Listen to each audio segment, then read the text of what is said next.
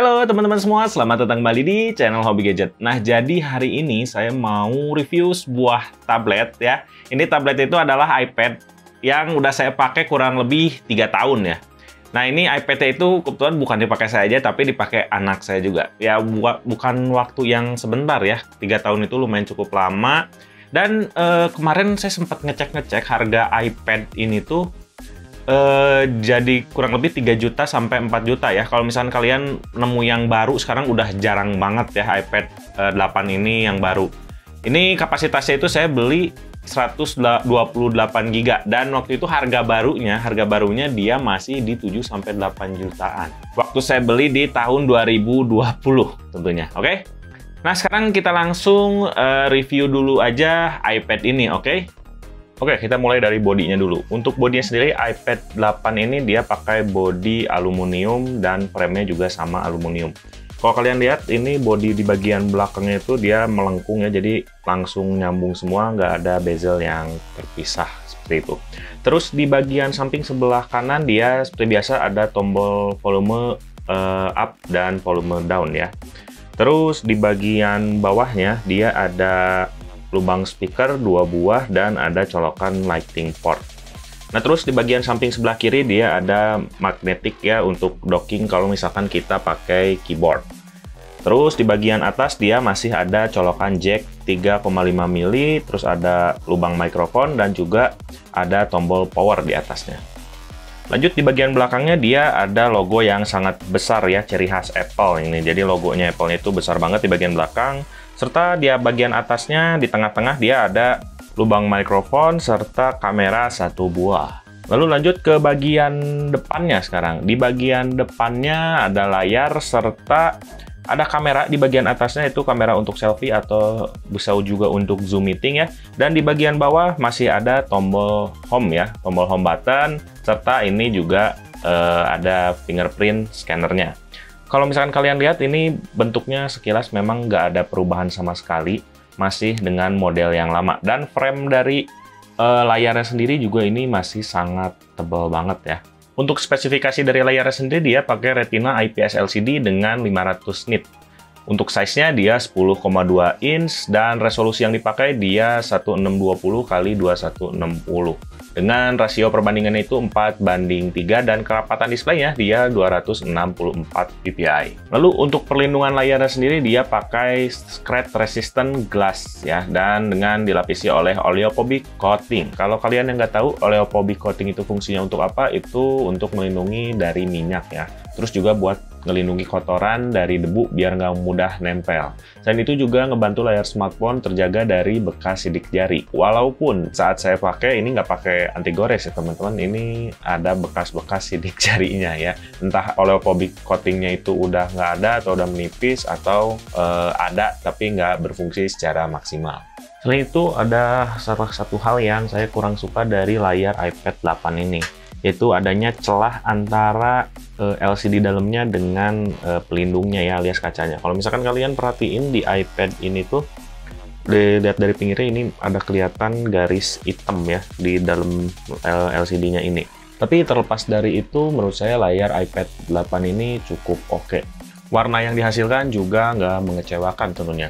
Apalagi kalau misalkan dipakai nonton lebar lama-lama ya, kan biasanya kalau layar tablet begini kita pakai buat banyakan nonton atau main game. Atau kalau misalkan lagi melakukan produktivitas ya, kayak ngedit foto atau video, ini warnanya udah nggak mengecewakan sih, ini keren menurut saya.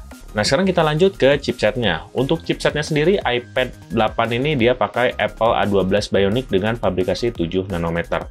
Chipset ini juga yang dipakai di iPhone XR, XS, dan XS Max dengan GPU-nya itu Apple GPU. Walaupun terdengar ketinggalan zaman, handphone yang tadi saya sebutin tuh keluarnya di tahun 2018 dan dipakai lagi oleh iPad di tahun 2020. Walaupun memang terdengar ketinggalan zaman, tapi Apple selalu punya cara untuk device-nya itu berjalan dengan sangat kompatibel dan smooth.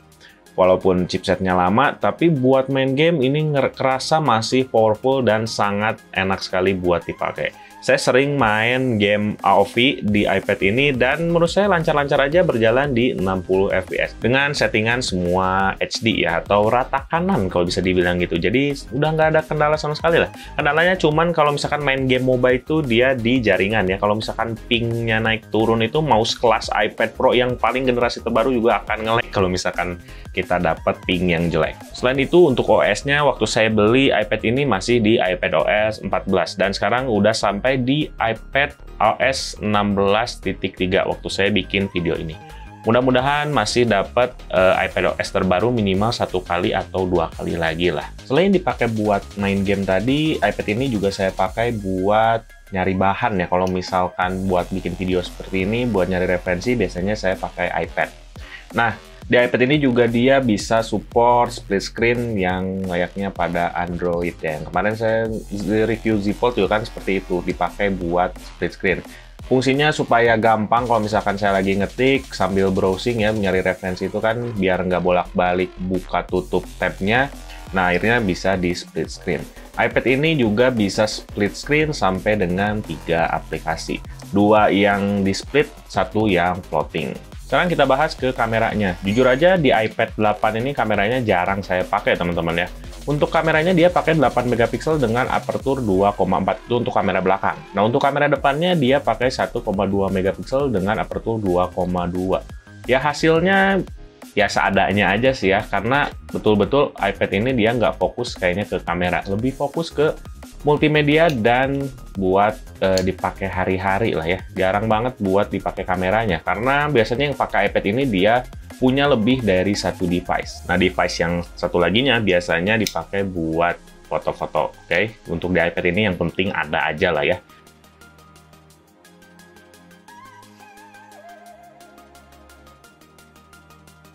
Nah, ini untuk contoh videonya teman-teman. Ini saya nge-record videonya itu sambil jalan karena kameranya itu nggak ada OIS-nya. Jadi pada saat jalan kaki seperti ini dia kerasa banget shaking atau getarannya. Tapi kalau misalkan kita lagi diam sambil nge-record itu nggak ada masalah sama sekali. Nah, teman-teman, ini untuk kamera selfie-nya. Kalau misalkan di pencahayaan cukup kayak gini, ini kebetulan saya pakai lampu studio, jadi noise-nya agak lebih minim. Tapi kalau misalkan lampu studionya dimatiin ya, itu noise-nya parah sih ya. Ya kalau cuman untuk yang tadi saya bilang Zoom meeting doang atau ya yang penting ada aja, ya ini ada ya. Tapi kalau untuk dipakai buat selfie ini kurang bagus teman-teman. Terakhir untuk baterainya nih, iPad 8 ini punya kapasitas baterai 8827 mAh. Selama saya pakai kurang lebih hampir mau 3 tahun dan dipakai main game ini benar-benar irit banget ya untuk baterainya. Saya pakai AOV itu bisa setengah hari lebih baru ngecas. Kalau dipakai nonton film itu agak bisa lebih lama sedikit dibanding kalau main game ya. Nah, atau misalkan mau irit lagi, kalian biasanya cuman pakai ini buat Instagram aja atau produktivitas, mungkin buat edit-edit foto aja ya, bukan edit video. Ini bisa tahan mungkin lebih dari sehari ya teman-teman. Nah, terus untuk pengisian dayanya ini memang agak cukup lama ya, karena berhubung kapasitas baterainya itu 8000 lebih.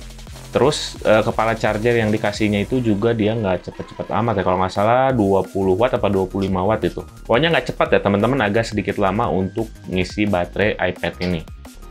Oke teman-teman semua, jadi paling segitu dulu aja review dari saya mengenai iPad 8 ini. Nah kalau kalian yang berminat buat beli, nanti saya bakal simpen linknya di deskripsi ya. Nah, tapi kalau misalkan kalian merasa agak keberatan dengan harga 3-4 juta, itu dapatnya bekas ya. Kalian bisa loncat aja langsung ke iPad 9. iPad 9 itu kemarin harganya di 5 jutaan, ya kurang lebih 5 jutaan lah ya. Nanti bakal saya simpan juga di deskripsi untuk iPad 9, karena dengan range harga itu kalau misalkan kalian punya budget lebih baik beli baru ya. Karena resiko untuk kerusakannya juga lebih minim, oke? Nah, terus yang saya simpulkan dari iPad ini masih bisa kepake banget ya. Jadi, walaupun fisiknya mungkin dan CPU-nya udah agak ketinggalan zaman ya. Tapi buat main-main game seperti MOBA tadi yang saya review, terus buat ngedit-ngedit, atau buat produktivitas kalian yang senangnya di multimedia, ini masih sangat kepake banget ya. Harganya juga lumayan terjangkau untuk saat ini. Ya, terus juga dia masih support Apple Pencil walaupun Apple Pencilnya yang generasi ke-1, oke?